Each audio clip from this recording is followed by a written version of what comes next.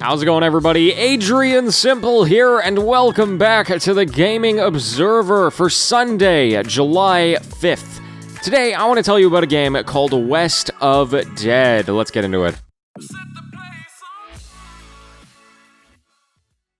Alright, so I did want to make a longer form YouTube video about this. I didn't have the time for it. So I figured, hey, what the heck, let me just tell you about it here on the show. So this is a game called West of Dead, and you know it is a really interesting one. Let me set the scene for you here, just in case you've never seen it. As perhaps indicated by the title, this is a Western aesthetic. They've got the Southern accent, the guns, the settings, except the main character is basically this dude that has a flaming skull as a head. You might remember Ghost Rider, the Marvel superhero. It's kind of like that, except way cooler than the Marvel superhero.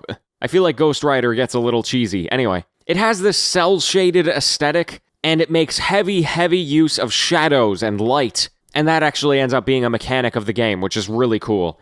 But if you see any video or even photos of this game, you'll see how striking it is. It looks really nice. And so what the game actually is it's a twin-stick shooter, but they slow it way down. I think twin-stick shooters tend to be really fast-paced. But in this game, they really encourage you to make use of cover, take your time, think strategically, and it's actually something that you really have to get used to because, you know, when they give you certain guns that have limited ammo, and these mechanics that encourage you to, I don't know, be aggressive, I guess, you actually kind of have to train your brain to be like, oh wait, slow down, take it easy. And it was something that I really had to get the hang of for the first hour of the game or so. But then once you get it, it is incredibly satisfying to, I don't know, start to learn the guns, learn how the game operates, take your time. By the way, I forgot to mention at the beginning of this, it's narrated by Ron Perlman, which is just, you know, makes the game so much better. Anyway, so the core gameplay loop, kind of at its heart,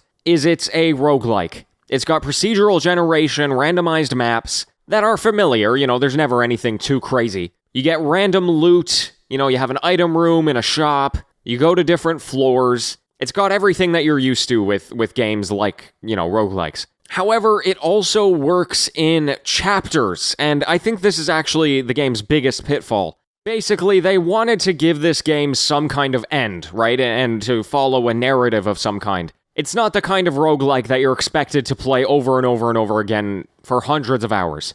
They do expect you to finish it at some point. However, here's my problem with the game. When you finish Chapter 1, you get a boss fight at the end, right? And presumably you're going to have a boss fight at the end of each chapter. When you hit Chapter 2, in order to get to the Chapter 2 segments of the game, you actually have to replay all the way through Chapter 1. So you hit the new run button, and technically, you know, you've upgraded your character a whole bunch, and you're able to get through the levels a whole lot easier, but you still have to go through all of the content of Chapter 1 in order to get to Chapter 2. And so what ended up happening to me was, you know, I had a struggle getting through Chapter 1, but I had a great time. And then you're able to upgrade your character throughout the various runs. And then when I went to go and try and complete Chapter 2, I was like, I wouldn't say overpowered, but I had a really good understanding of how to get through Chapter 1, and so that chapter ended up just becoming boring. I was able to get through a number of floors without taking damage, or at least very little damage.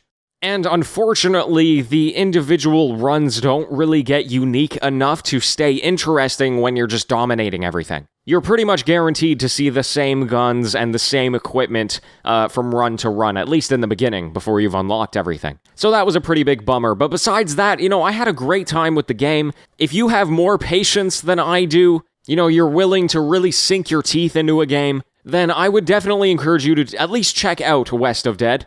It's not an incredibly popular game, so that's why I wanted to talk about it today. Feel free to give it a Google search. You can also find my videos that I made about it on youtube.com/thegamingobserver. I streamed it on Twitch, and I posted the video on demand on the YouTube channel, so you can check that out if you like. Because, you know, like I said, the moment-to-moment gameplay, the presentation, the audio, the graphics, the narrator, everything. It was so cool and a lot of fun. There was just one thing that I couldn't get past, and who knows, you might be able to get past it in a way that I couldn't. Anyway, folks, that's going to do it for today. Thank you so much for joining me here on the show, and I'm going to be back tomorrow to talk all about the news from the past weekend. So until next time, happy gaming, everyone.